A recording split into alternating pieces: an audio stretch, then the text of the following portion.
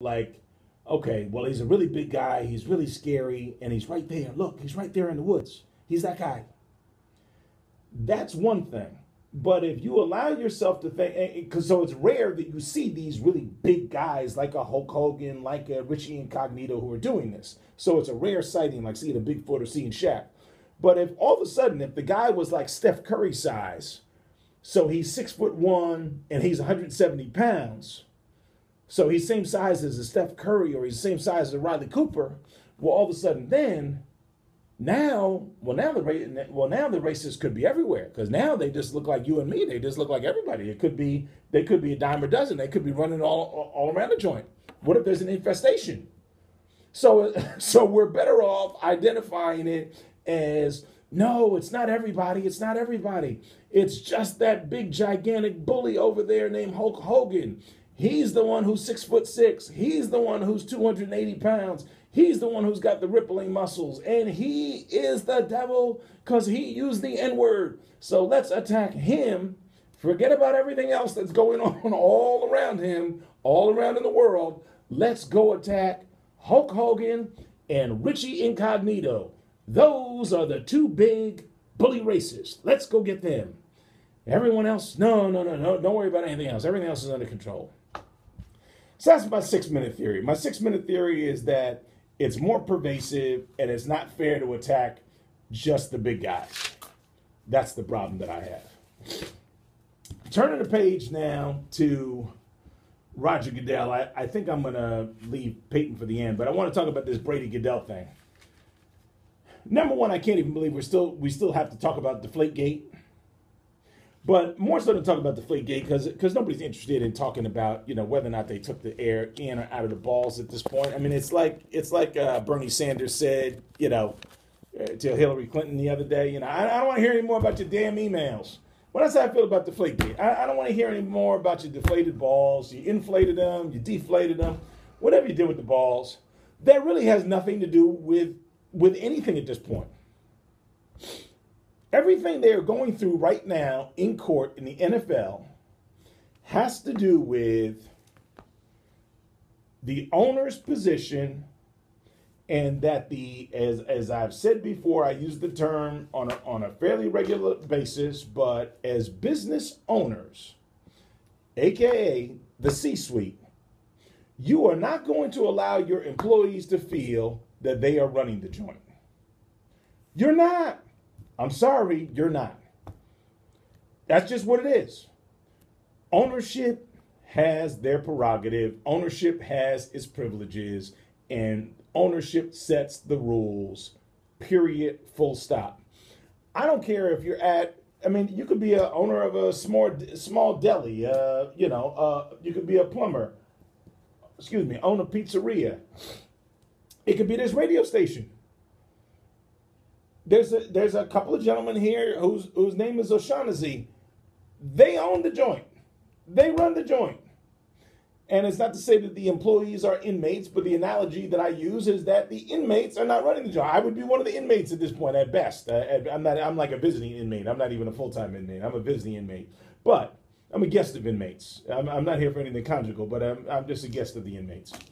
But the folks here, are clear about who's in charge. And that's really what the whole case is about with the NFL, is that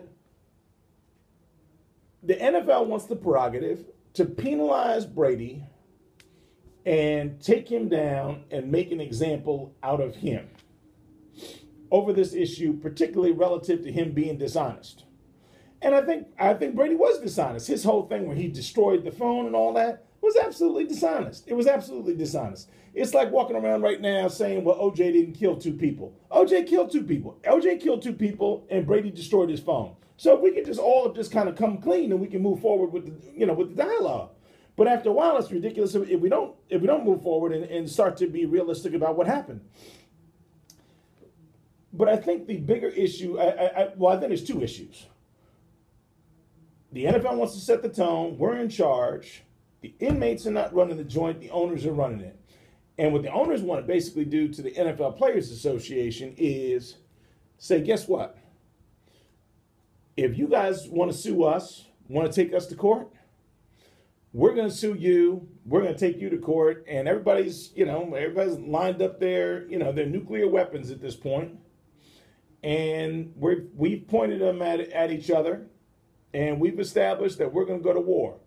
Well, the owners are betting on one simple concept. And it's what most companies do in America when they fire somebody. Not that they have fired Tom Brady. They haven't fired Tom Brady. But when you do fire an employee, oftentimes employees feel like, hey, look, I'm going to go get a lawyer. I'm going to sue you for wrongful termination, whatever. And most companies are like, okay, well, go get your lawyer. All right, go get your lawyer. All right. Yeah, we've heard all that before. Go get your lawyer. Good luck. You go sue us. Yeah, we're whomever. We're Microsoft. You're gonna sue Microsoft. You're gonna sue IBM. Who you gonna sue that you're really gonna be able to take down unless something absolutely outrageous has happened. And that's kind of the position that the owners are in. The owners feel like they've got a good case here. They don't want to be questioned. They want to be able to discipline people when necessary. And they don't want to have to go down this road again. And the union feels like, hey, we can't just let Roger Goodell and the owners come in here and slap our guys around anytime they want without any rhyme or reason or real proof or evidence. Now, I will say this. I do think there is a second motivation in this thing also. Number one, they want to establish that the inmates are not running the joint for sure. That's a simple concept. Everybody gets that. But number two, if you go back to 2 years ago, when this whole, prior to Deflate-gate, when the Ray Rice stuff happened and even before Ray, really, in fairness, before Ray, before the thing with Adrian Peterson, Roger Goodell, coming out of the whole Bounty-gate thing, he was building a reputation in the league, and people were starting to openly talk about the fact that he was disproportionately penalizing black players as opposed to white players. That was Roger Goodell's reputation. People were saying that he was being extremely, extremely heavy-handed when it came to black players. So I personally believe, and I think a lot of people have missed this, but I personally believe that this is a twofer effort if you're Roger Goodell in the NFL. This is, not only are we going to let folks know that the inmates are not running the joint, because we're not having it, but we are also going to extinguish all the rhetoric, because you haven't heard anybody bring it up in like the past 2 years or more since Bounty-gate. All the rhetoric around Roger Goodell is too heavy-handed on black athletes. He's taking the black athletes down. He's taking them to the woodshed. He's giving them disproportionate penalties and fines and all that. You haven't heard any of that happening anymore. Guess why that hasn't been happening anymore? Because now he's taking down Tom Brady. He is like the NFL's cover boy. Peyton Manning may be the face of the NFL, but the cover boy of the NFL was damn sure Tom Brady. He's pretty, he's sexy, he's handsome, he's, on People magazine, he's married to a model, a supermodel. He's doing the whole nine. So he's the prettiest dude in the league, perhaps right there with Cam Newton, but he's been there much longer. So he's been iconic for a decade and a half now. So he's pretty, he's handsome. Everybody hates him because he's always winning. And then the Patriots, are known as cheaters and the whole reputation. But if Roger Goodell is going to take Tom Brady to the woodshed over some deflated footballs, then you best believe the next dude who comes along who does anything out of line, they can no longer wave their hands. Black dudes can no longer wave their hands and say, oh my God, oh my God, oh my God. Roger Goodell is picking on black players. No, sorry, can't do it. So this is like a great cover game for the NFL. They get a twofer. They get to establish ownership control, and then they also get to get rid of the entire narrative around Roger Goodell and disproportionately issuing punishment to black players. Nobody even talks about that anymore. That is absolutely done. In fact, the NFL's gone so far now that now there's dudes who historically, when Deflate-gate first started, there were all kinds of people who wanted Brady punished.